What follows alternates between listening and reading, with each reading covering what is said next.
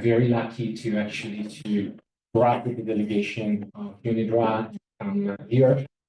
This week, as you know, is the legal week in Hong Kong, is the flagship event, and this is why they're here. But as Professor Ali mentioned, we have a very good relationship with UNIDROIT, and so now they're going to tell us a bit more about their work. So without further ado, I'm very pleased to introduce Professor Anna Veneziano and William Bryan. So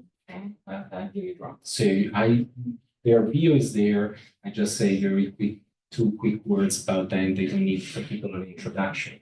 Professor Veneziano is the Deputy Secretary General of UNIDROIT.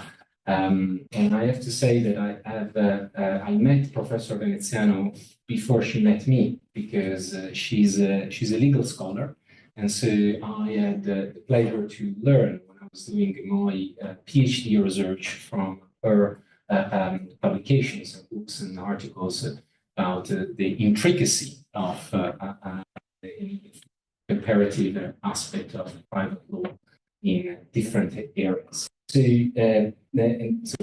years after, I had the pleasure now to be an expert in working with UNIDROIT. My knowledge of Will comes earlier. It is a great pleasure. He's so to give you also a sense, he's one of the legal officers together with Professor Milling here, that is taking care of the various projects of UNIDROIT. So he's the person that essentially makes sure that a variety of experts behave. So we actually do what we're supposed to do and create a constructive discussion that will ultimately lead to implementation of these international legal standards that are adopted worldwide. Even if they're very technical, these are offering the backbone of commercial financial law internationally. So without further ado, I pass the word to Anna, who will introduce us to UNIDROIT and then to the exchange.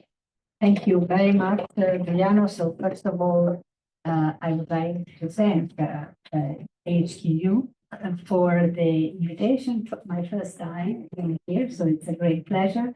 And also the Asian Institute of International Financial Law, which is supporting this initiative, but especially, of course, you, Giuliano. So you all know everything about Giuliano, so we are not going to say anything on that, but I would like to underline how important your work for us as an expert has been and is, and hopefully will be.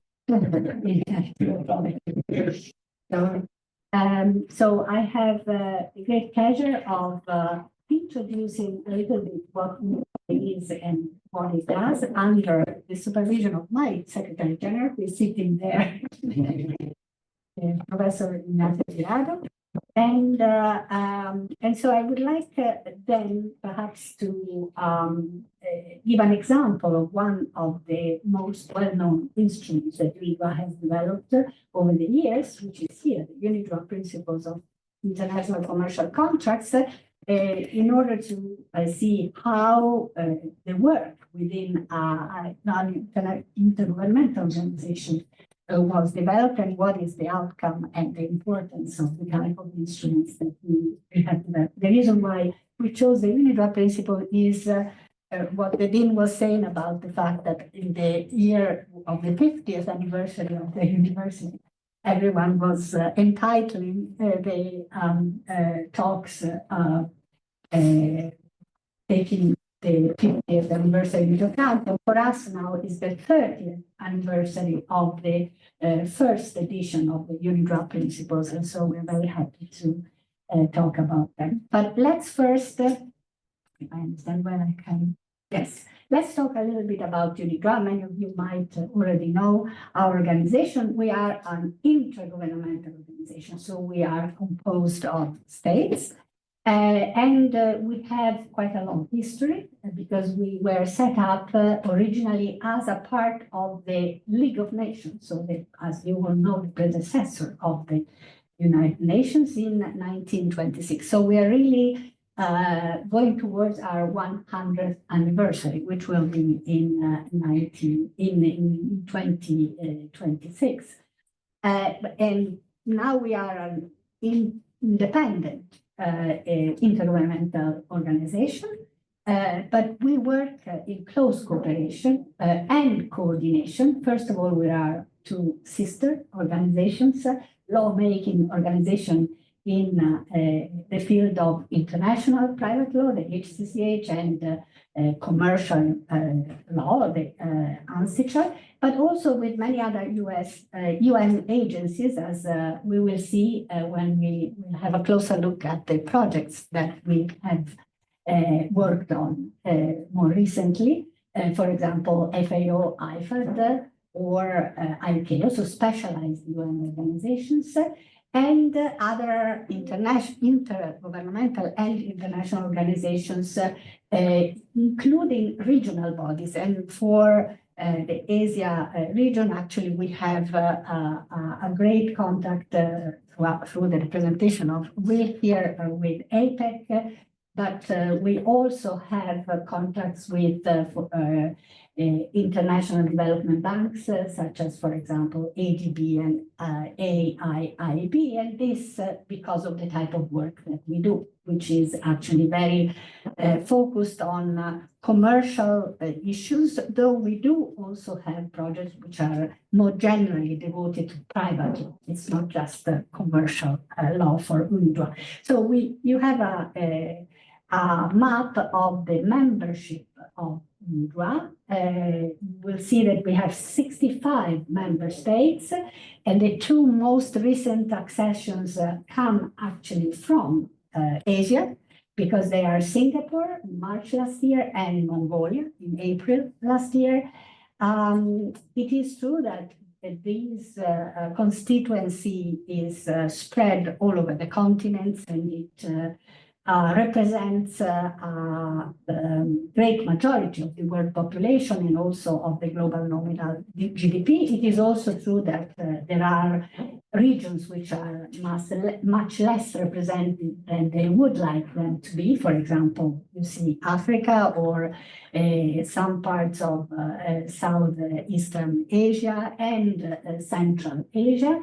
But if we look at the countries that have actually ratified at least one of our treaties, and in particular the two most successful ones, the Cape Town Convention on International Interest of Mobile Equipment and its Aircraft Protocol for the financing of high-value equipment, and our Rome Convention on the protection of cultural objects, of cultural property, we can count of a much higher number of states which are somehow affiliated with UNIDROIT's work. And we have counted more or less 127 connected states which have done so. So what does UNIDROIT do? This is something that we have in our DNA, in the earliest statute, which is to modernize and coordinate international private and commercial laws. And we do that through the development of global legal instruments, in the same way as our sister organizations do. And those instruments, as we will see, are varied because, of course, the traditional way, especially when UNIDROIT was established at the beginning of last century, was the treaty, the idea of multilateral treaties with a commercial law content. But we now are developing more and more guidance instruments which are soft law. They might be either aimed at legislators, for example, model laws. The most recent two were approved last year, the model law on factoring and the model law on warehouse receipts, a very specialized area of the law, but extremely important, particularly for the financing of small to medium agricultural enterprises. And this is something that we have adopted together with UNIDROIT. So it's a common instrument between the two organizations. We also have other types of soft laws, such as legal, legislative guides, legal principles and rules, and so on. And so what was the main original reason why these instruments were developed? It was to harmonize the laws of different states and to facilitate international trade. That, for example, for the UNIDROIT principles, the first aim was let's eliminate the barriers that might be present because of the difference in the different legal systems and facilitate the conclusion of international contracts. But we do now focus very much on other important aims, and this is why our instruments have diversified even their content and their form. So our instruments are now particularly focusing on fostering economic and social developments, such as, for example, the model laws that I have mentioned. Or what we try to do is to develop a cutting-edge best practices in the various fields of law, including access to finance, law and technology, or international transactions. And one of the most recent projects, for example, that we have, apart from the principles on digital asset and private law that were approved last year, is work on the legal nature of voluntary carbon credits. So we try to work on issues which are topical and at the same time put together various worries and issues related to technology, to sustainability, and so on. So don't worry, I'm not going to talk about the whole of this slide, which is very crowded, but well, I wanted to show this slide to you just to show how much work UNIDROIT has done and is doing in different fields of private and commercial law. Some of these areas are more traditional in our work, some are newer, so we have opened up new avenues of work. And this is a little bit also to interest you, to see whether there are any of those projects and areas where you might have a specific interest and you might not know, for example, that UNIDROIT is working on them. This slide allows me to say a couple of things about the way an intergovernmental organization works and the trends in the lawmaking of intergovernmental organizations. First of all, you see that there are two different colors. So there is a lighter blue, which is not many parts, a light blue, and then there is a darker blue. So this shows the different type of instruments. So the lighter blue are the treaties which were developed and adopted by UNIDROIT, particularly, as you see, in the field of international financing and access to credit, the Cape Town Convention treaty system, which facilitates financing for high-value equipment, and in particular, together with the aircraft protocol, this is one of the most successful international commercial law treaties ever. We reached now recently 86 member states, so contracting states. But all the rest, as you see, are soft law instruments. There are reasons for that. One of the reasons is in a way negative. So it's quite difficult to negotiate an international treaty. It takes a long time.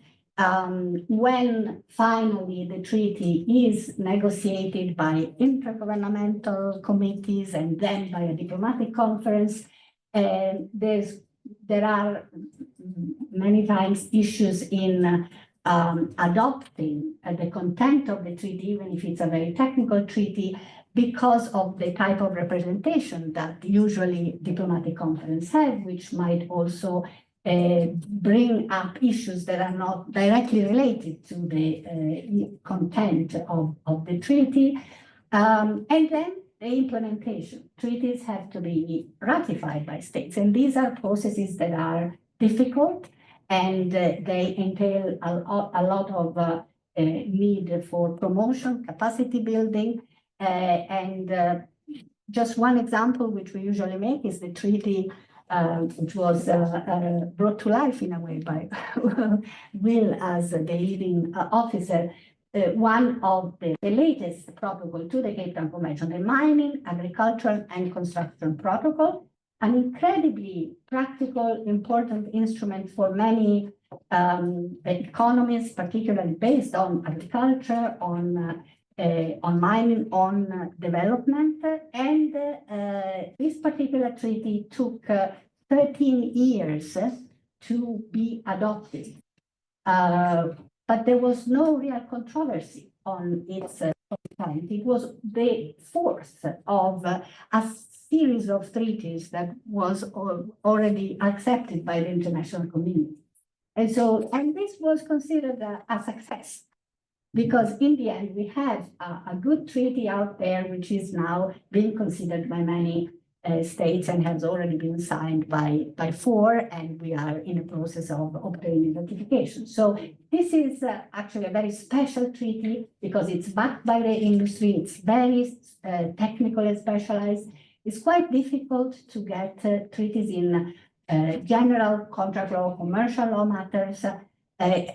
A little bit easier when you have treaties on, for example, recognition of judicial decisions, but even the Hague, the HCCH, finds difficulties in approving larger instruments on, for example, the judgment, the famous judgment convention has a limited scope of application.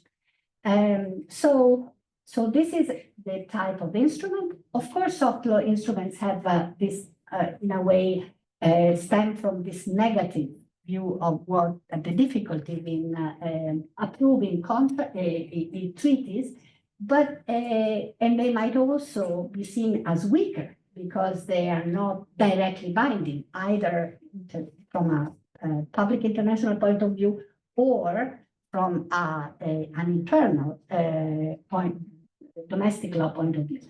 But they have advantages because they are much more flexible. It's not only much easier to adopt them and to then perhaps also implement them, but but they are also instruments that can be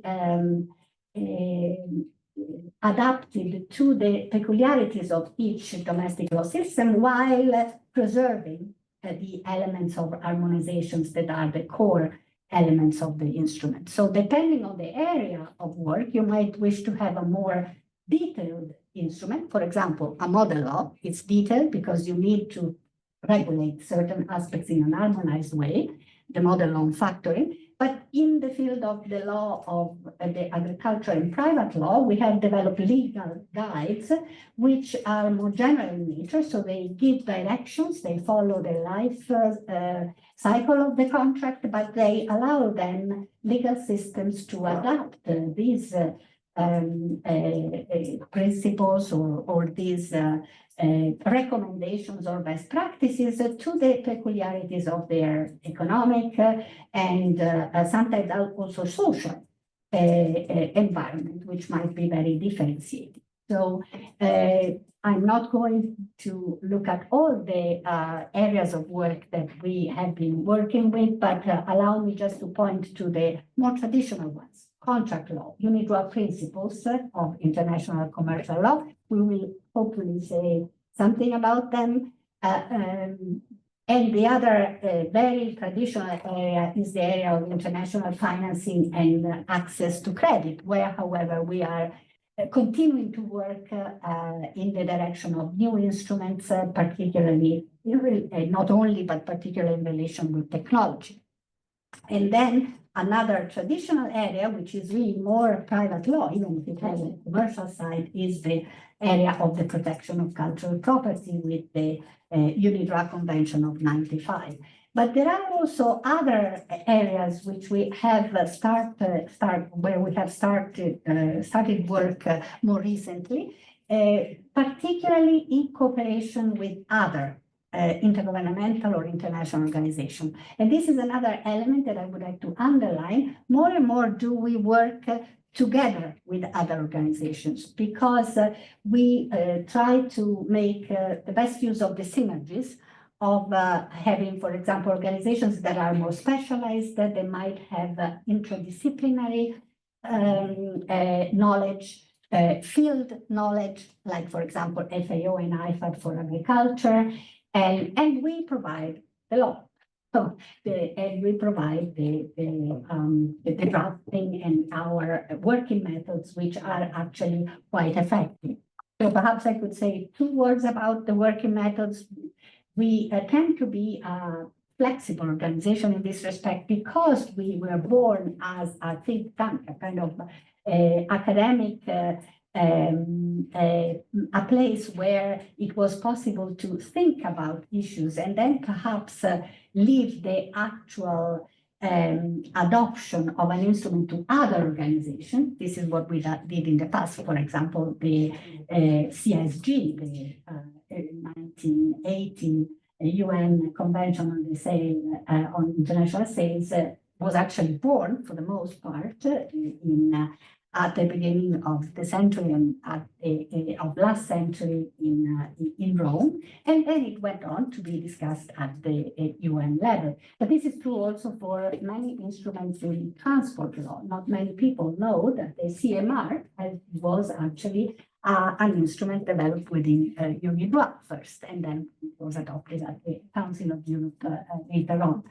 So, so what we do is we have, of course, received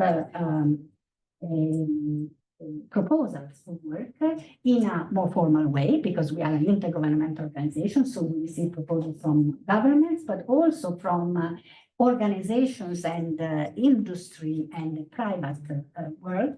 And then we start working, setting up the program, of course, has to be approved by our organs and therefore our constituency. But then we start working with working groups, which are composed of experts. Here we have one of them, and Sophia also before joining UNIDROIT was one of them.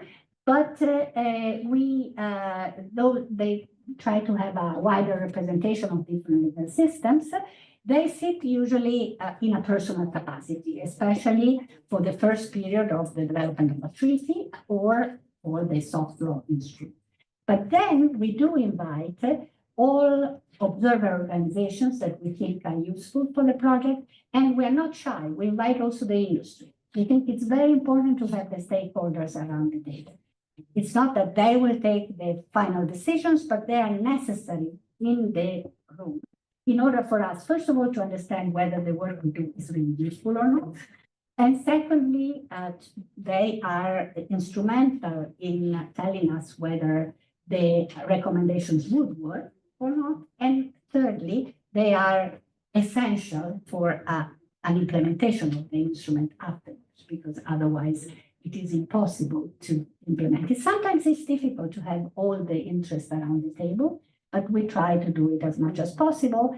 If we cannot do that, then we try to have at least regional or more general consultations before the instrument is adopted. This is a most recent practice of UNIDROIT. And the other important most recent practice is that for the instruments, for example, digital asset and private law, or in the most recent investment contracts and voluntary carbon credits, we know that those are areas where governments are trying to legislate, where there is sometimes also an interaction between public law, regulatory law, and the private law that we develop.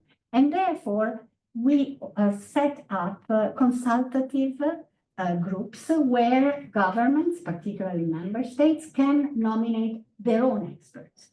And this is a consultative body, but for example, for the digital asset and private law principles, it was consulted twice over the period of 3 years that the project was developed. So it was quite an important input that they gave. So I think I will stop here with the general part, and very happy if you have any particular curiosities or questions, or not only about the way we work, but also about the actual topics that you see here. You see that one of our recent areas is, for example, bank insolvency for the liquidation of non-systemic banks. If you have questions on that, please ask the Secretary General. He knows everything about that. And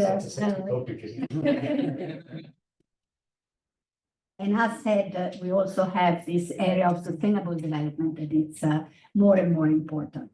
So let me now just 2 seconds, because I would like to take too much of your time, on the UNIDROIT principle. In the occasion of the 30th anniversary of their first adoption, which was in 1994. And now, on purpose, I put the cover of the Mandarin translation of the UNIDROIT Principles 2016, which is the 4th and latest edition. And it's one of the around 17 languages in which the UNIDROIT Principles have been actually already translated. This is the English version. What are they? Some of you may already know them.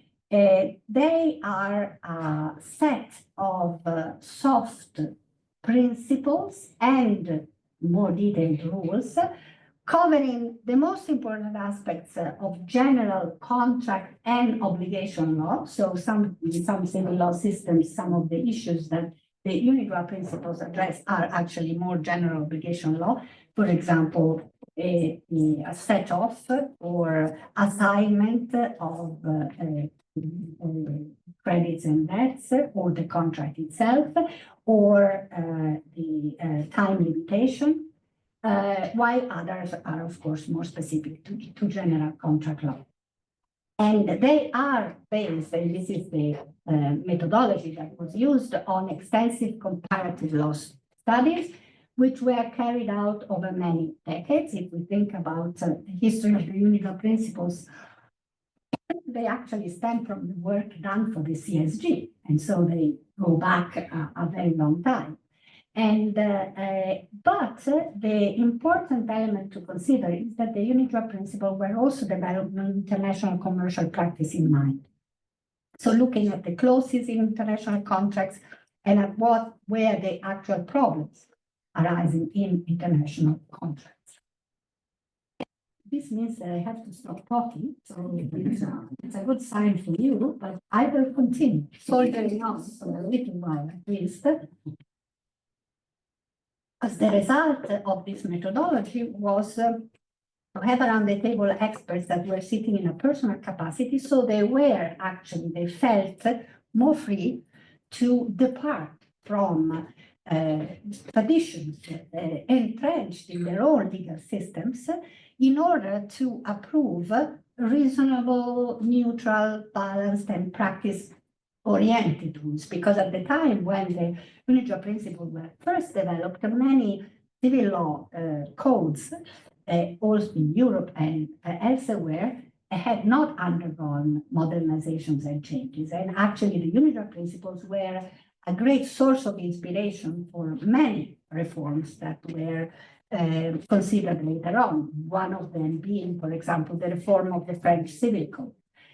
One example, you may know that one of the most traditional contract law concepts in French law, which exists also in other civil law systems, is the concept of cause, the causa of the contract. What is the cause? It's actually many very different things, but it has been applied by the judges in order to solve disparate issues in contract law. So what the UNIDROIT principles tried to do was to unpack these concepts, which are so traditional and a bit dogmatic and entrenched, and to try to find functional solutions to them. And therefore, it was possible to agree on the fact that in order to conclude a valid contract, you don't need to refer to factors such as cause or consideration, but of course, the UNIDROIT principles have rule on validity, they have rules on the seriousness of the intention to conclude the contract, they have rules on the form of the contract and how you can modify a contract and so on, which are very practical rules. That's only one example. And I would like to conclude with a slide which shows all the different ways that the UNIDROIT principles can be and have been used in practice. We have around 58 known cases which you can find in the database UNILEX, which is freely you can consult it freely, but the number doesn't seem to be very high if you think about the fact that the UNIDROIT principles were approved in 1994.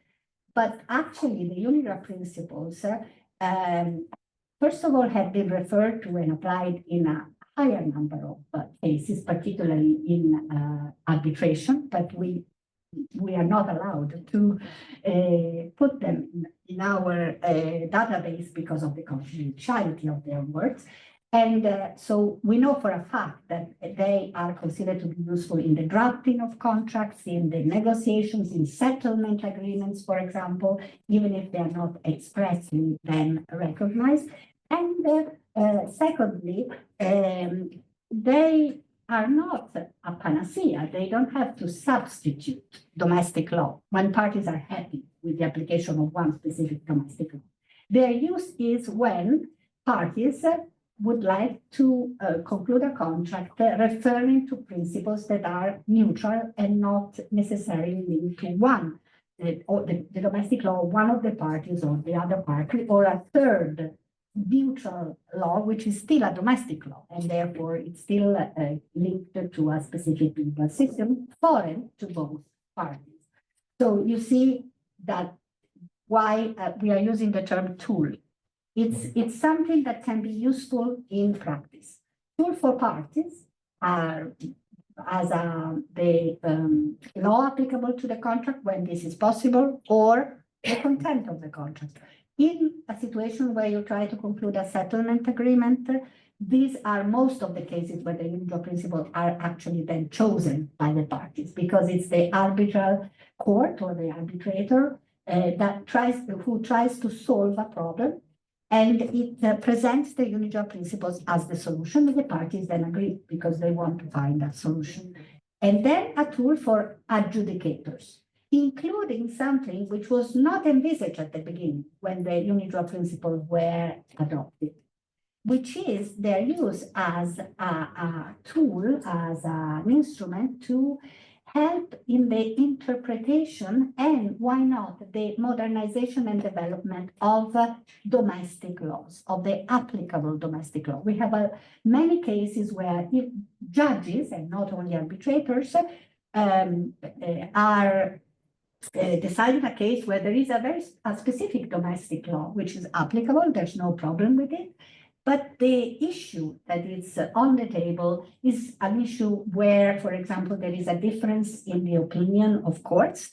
There is a trend towards a certain solution. So the judge looks at the UNIDROIT principles and then uses them to bolster that particular solution, which goes more in the direction of international commercial contracts, or even within a national legal system, contract law which is more modern. For example, we all know how difficult it is in many traditional legal traditions to provide for the situation where you have a long-term contract and you have supervening circumstances.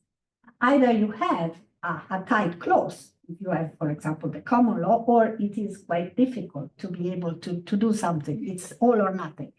So the UNIDROIT principles provide the possibility to intervene in this case, or at least they can provide a sort of pattern for a good clause to be inserted in the contract.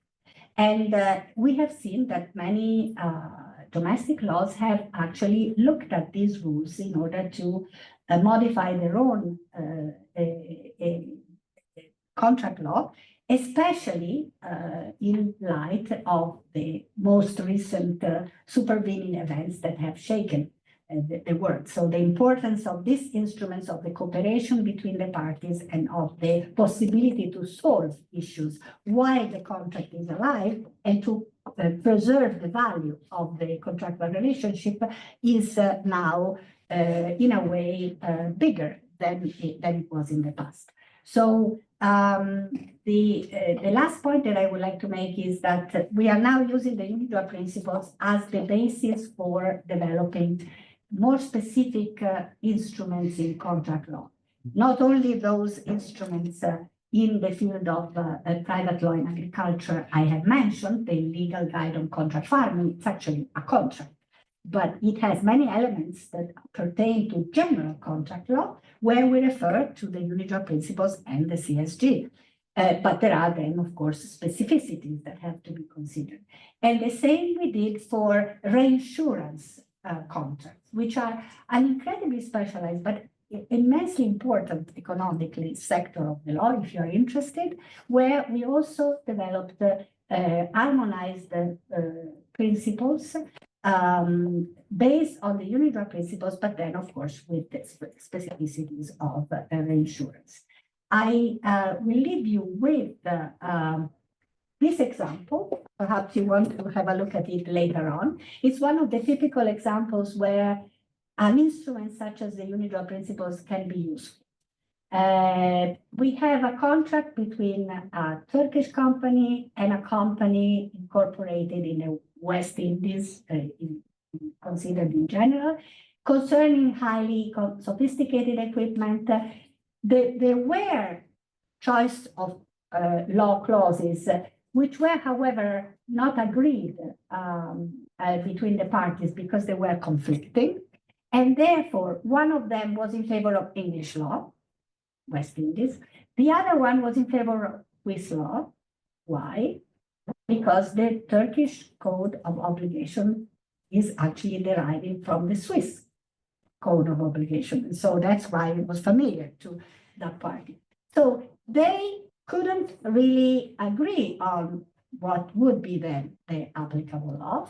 And therefore, the arbitral tribunal suggested, not imposed, suggested to the parties to consider the application of the UNIDROIT principles. The parties said, okay, so this looks reasonable.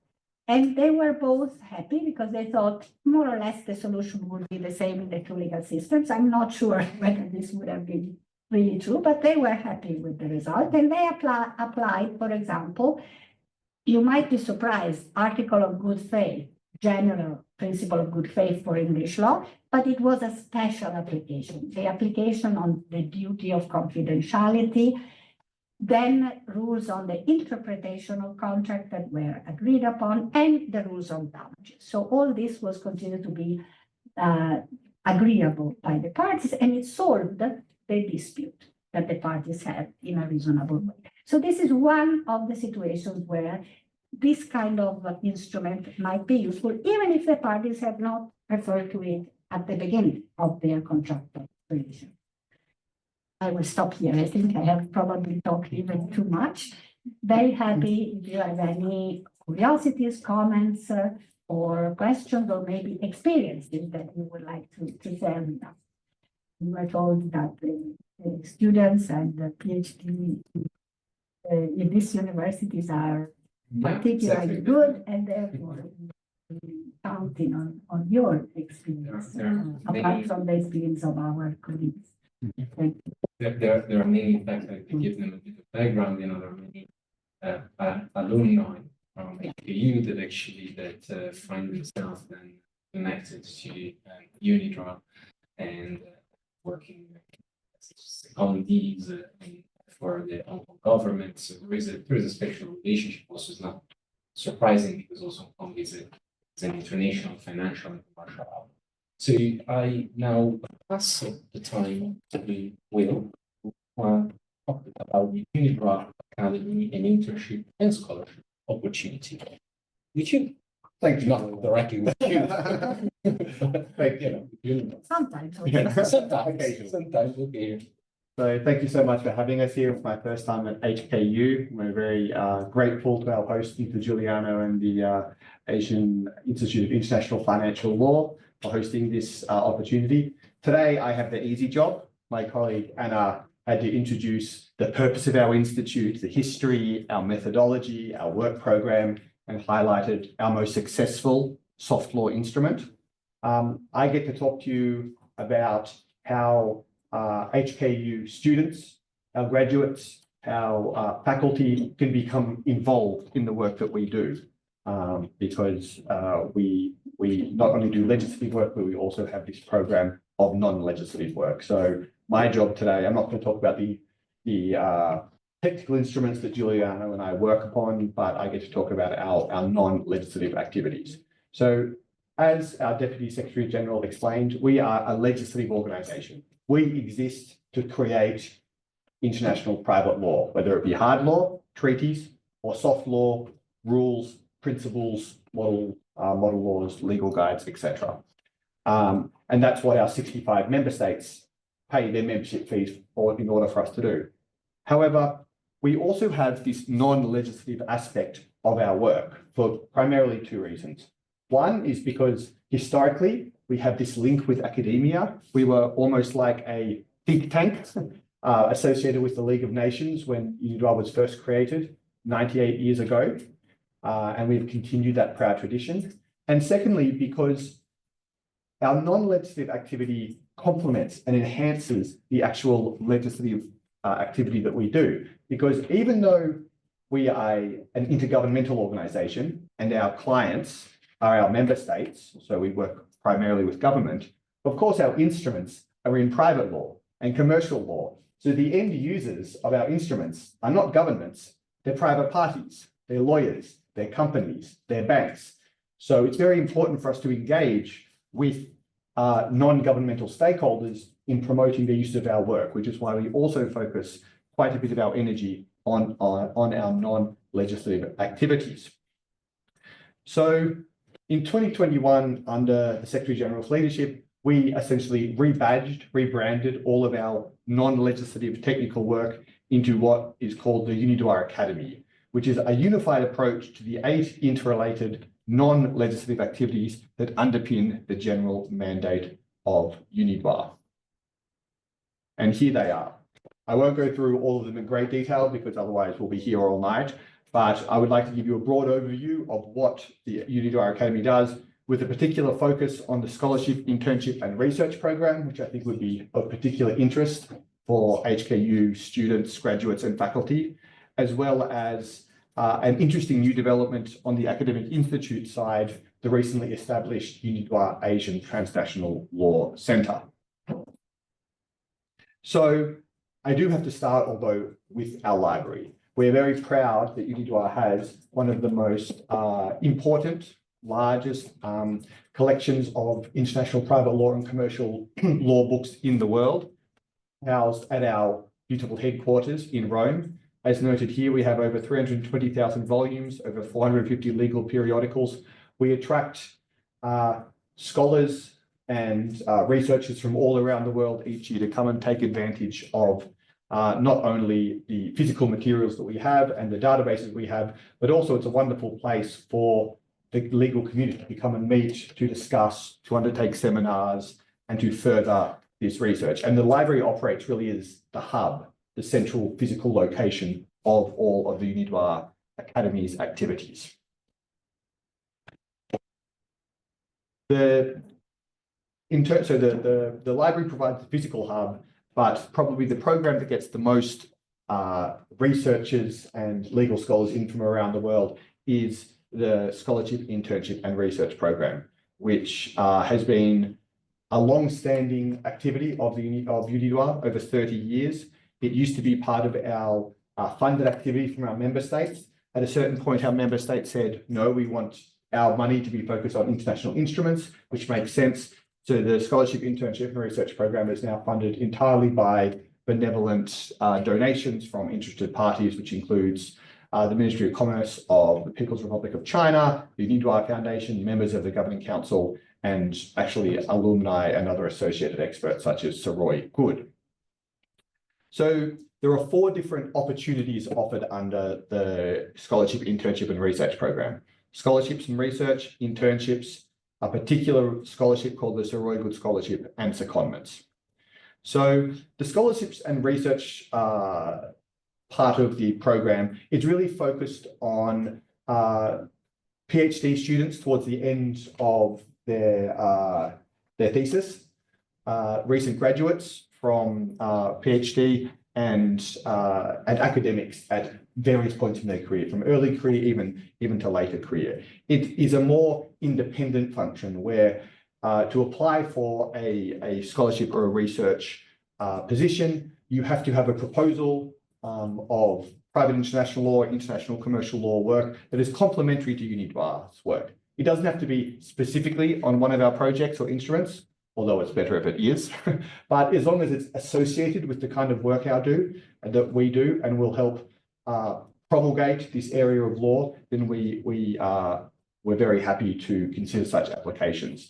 Essentially, we then select competitively a number of scholars and researchers from around the world each year to come to UNIDROIT for 2 to 3 months to undertake research on that particular topic. If it's related to an ongoing project and we have negotiations around that project while the scholarship is happening, the scholar can come and actually become part of an international negotiation of a legal instrument, which is an incredibly unique experience that is really not offered at many other private international law libraries around the world. Internships is more targeted at students, usually towards the end of a longer undergraduate degree, or preferably sort of part of an LLM or a postgraduate degree, also many PhD students. And it provides an excellent opportunity to actually get practical experience of what it's like to work for an intergovernmental organization. Obviously, vast majority of law students end up at law firms or in academia, but we offer a very unique opportunity to come and see how an international negotiation works, which I'm sure Giuliano can attest to, and maybe after this he can share his experience, is a very enriching opportunity. Not only, I find that 3 days sitting in a room with the best experts in the world is better than sitting in a library reading those books for 3 years. You can learn a lot more by the best minds in the world, and I've benefited from, even though I coordinate projects on behalf of UNIDROIT, I've learned more from my experts than I ever could have learned from any book or at any particular institute. So the experience of our interns is that they get to become a part of the Secretariat. They work directly with an officer. They work with Mei Ling, they work with Anna, they work with myself for a period of 3 to 6 months. They will draft documents, they will do research, they will attend meetings, they will write reports, they'll do all the kind of work that we do ourselves. And they will develop an understanding of a particular legal instrument. And usually it's in relation to the projects that we're developing, so ongoing projects, but also sometimes in relation to promotion, because Anna and I also have to work on promoting our finished instruments, because of course a legal instrument is of no value if no one implements it. And Giuliano also himself works significantly on the implementation of our standards around the world. So we essentially have a once a year intake for the internship, scholarship and research program for UNIDROIT funded positions. We also allow ad hoc applications throughout the year, especially from MOU's partners, which Hong Kong University is. But if you want a scholarship funded by UNIDROIT, you have to apply during our once annual application window, which is usually open between June, July, August each year. We provide stipends for scholars and interns selected through this window. The stipends aren't enough. I'm very honest about this. They're not enough to live in Rome, but at least we can provide them. The UN can't provide anything, so we're doing better than the UN in this sense. And cappuccinos. Exactly, you have cappuccino, a nice pizza, some pasta, a ticket to the Colosseum.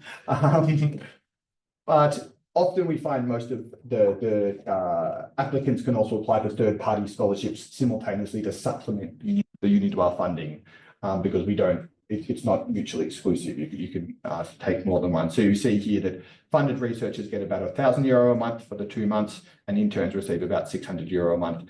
That may go up slightly next year because of the additional costs of coming to Rome. There's a whole year next year, but that's approximately what they receive. It's a very competitive program. You see the statistics here for this year from the applications. So you have, we get about 250, 300 applications each year for internships, about 200 for, 170, 200 for scholarships.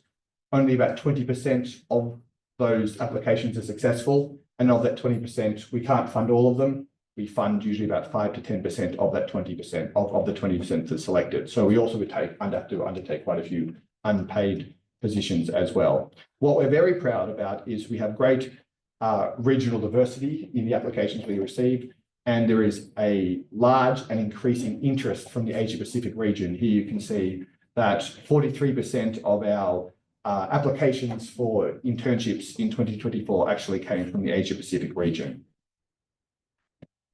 When applying, you need to nominate the area of work that you want to undertake, what that you would prefer to undertake at UNIDROIT. Here you can see the statistics from the different areas for which interns applied in 2024. Of course, international commercial contracts and the UPIC is always one of our most popular subjects because it's taught broadly in law schools and it's particularly important, interesting for law students. A small hint, if I may, don't always choose the largest, most sexy projects, so to speak, because, of course, Anna does not need 170 interns to help her on UPIC. If you apply broadly and look at some of the other work, such as agricultural law and development, my own area, access to credit, which unfortunately last year got the fewest amount of applicants, it allows for a higher opportunity to be selected because if you can demonstrate interest in an area that has less applications, you're more likely to be successful. But that's just my own personal suggestion. Going through very quickly, there's also a specialist, very prestigious scholarship that is offered to one outstanding scholar each year, sponsored by Sir Roy Good, one of the most famous international commercial law academics in history and a huge supporter of UNIDROIT's work, especially in the field of access to credit and the Cape Town Convention, that provides an opportunity for one scholar to come to UNIDROIT for 6 to 9 months annually and work directly on a particular project. We also offer secondments, but this is mainly aimed more at government staff. As Giuliano noted, we actually have a very successful secondment program with the Hong Kong Department of Justice that has actually brought many former HKU graduates to UNIDROIT over the past 3 years that has been wonderfully successful, and Anna and I work closely with them. So that's another opportunity as well to come to UNIDROIT. Broadly, the UNIDROIT Academy does more than just scholarships and internships. We also run an international program for law and development that brings a group of prestigious academics, lawyers, judges from Africa each year to come and undertake an intensive course on UNIDROIT's instruments. Hopefully, we would like to, in the future, potentially do one also for the Asia Pacific region. This is funded completely extra budgetary with generous funding from the Italian government. So if we can find a funding source, we would like to do the same thing for the Asia Pacific region because it's a wonderful way to promote our work to very important civil society legal experts in regions where UNIDROIT may be somewhat underserviced. Here's our program for 2022 for the International Program for Law and Development, our African experts from usually about 15 to 20 different countries. We also publish the Uniform Law Review, which is, you may be familiar with, a very important publication in the area of international commercial law and international private law. I believe we have 2 members of the board of on the publication board here today. And we also have academic cooperation agreements with different institutes. We have over 50 cooperation agreements with prestigious universities around the world. I've listed here the agreements with China-based institutes, and of course highlighted that we're very proud to have, as of 2020, an agreement with the University of Hong Kong here. Essentially, that allows us to welcome more scholars. It gives priority access to internship and scholarship opportunities for HKU students, faculty, and graduates, and allows the potential joint cooperation on areas of research. We also have academic projects that facilitate our work in certain areas, such as the Cape Town Convention Academic Project and one on cultural property, which I won't go into great detail. And a more recent and interesting development has been the establishment of complementary academic institutes, with which often we do in partnership with other academic institutes around the world. We have the Queen Mary University London UNIDROIT Institute for Transnational Commercial Law, founded in 2016, but more active in recent years, that Anna is a large part of, if there's any questions in relation to that. And more recently, a similar Centre for Transnational Commercial Law with Roma Tre in Rome. But I wanted to conclude my presentation by noting an exciting new initiative that's particularly relevant for the Asia Pacific region, which is the establishment of the Asian Transnational Law Centre, of which I'm lucky enough to be a co-director alongside my excellent colleague, Professor Mei-Ling Huang. So this, the purpose of this institute is to reach out to non-government stakeholders in this region. Once again, we have strong relationships with the different governments. That's part of our normal UNIDROIT work. But we need to, because we're based in Rome, we're a very long way from the Asia Pacific region. We wanted to find a new mechanism, a new way to engage more with academia, with civil society, and with law firms in the Asia Pacific region to try to promote the use and consideration of our instruments and the involvement in negotiation. So essentially, it was only established earlier this year. We've just begun operations. We have independent funding that we generously have from a significant law firm, Yincare Law Firm, that is providing funding for at least our first 3 years of operations. And we will do several things. We have established a stronger section in the UNIDROIT library on Asian transnational law. We've brought a lot more Asian resources into the library, which is really important, and we welcome more and more of that. We are translating UNIDROIT's instruments. We have over 30 instruments in English and French, but we're now using this Law Centre to facilitate new translations of UNIDROIT instruments into Asian languages. We're going to prepare additional publications. The ATLC funds additional scholarship and internship opportunities, especially for applicants coming from Asia Pacific. As I noted before, our funding is very limited, and this provides a much greater chance of being successful for receiving a scholarship or an internship coming from Asia under the ATLC support. We're organising events in Asia. We've actually got an event next week in Shanghai on UPIC, supported by the ATLC, as well as events in Rome. And next year, under Professor Huang's leadership, we'll be launching the International Commercial Arbitration Moot using the UPIC, the UNIDROIT Principles International Commercial Contracts. The first edition will be based in Asia, and we think this is a wonderful opportunity to try to further promote and generate understanding and knowledge of our most important soft law instruments among students in the region. So this is a very new initiative, and there'll be more information in due course. Early next year, we will have our first what's called an ATLC seminar series, which is essentially a webinar aimed at stakeholders in the Asia Pacific region on specific areas. Our first one has been chosen on digital assets. It will be in early January next year, and we'll be happy to circulate connection details to all of our MOU partners, including HKU. So this is another way that if you're interested in our work, you want to learn a little bit more about the ATLC, and in particular this instrument, we would certainly welcome you joining us. I've spoken for too long. Thank you very much for your attention. Thank you very much. This actually has a very comprehensive view of how it works from the legislative to the non-legislative side. But thank you so much.